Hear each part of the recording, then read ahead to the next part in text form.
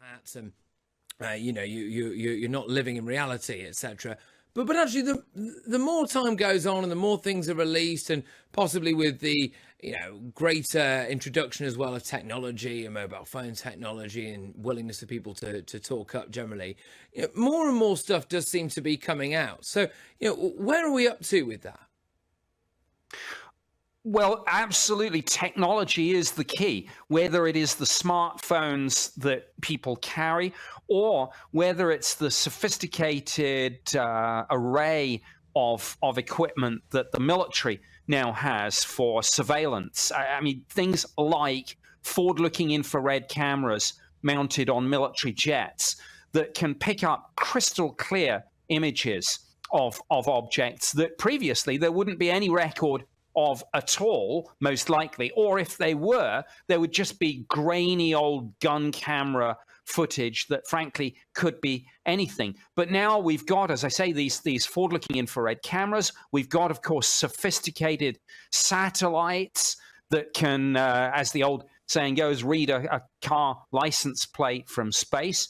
We've got space tracking radar systems on the ground that can pick up literally things like a glove that an astronaut has dropped on a spacewalk. So we've got eyes on the skies in a way that we've never had before. But now, coupled with the awareness, I think, that there is something going on in our skies, something unexplained. So we now have that rare combination of the technology to see these things, but the mindset to realize that there is a phenomenon here, and it's not just crazy conspiracy theory talk. I suppose if aliens and UFOs meant us any significant harm, and they had been here and they had been observing us consistently or interacting in some way with us consistently now for decades, then they would have caused harm to us.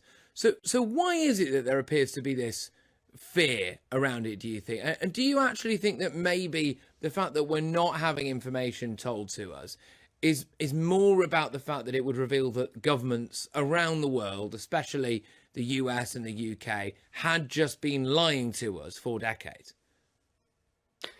I think there's quite a bit to unpack there. I think we often tend to fear the unknown.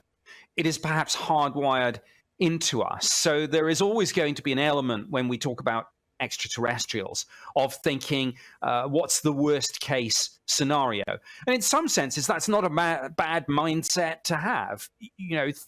Think and plan for the worst and then be pleasantly surprised if it doesn't materialize. But on the point about governments, sure, I think it's one of the few things that you can absolutely say, both in the UK and the US, is consistent for decades, is that governments have not told the people everything that they know about UFOs. That's not to say that they're sitting on proof of an extraterrestrial presence, but at the very least, a lot of the work that governments have done has been hidden from public scrutiny. That's why, for example, literally a week or so ago in the United States, the House Oversight Committee had a classified briefing on this, and some of the lawmakers came out and they said, look, the issue isn't necessarily little green men.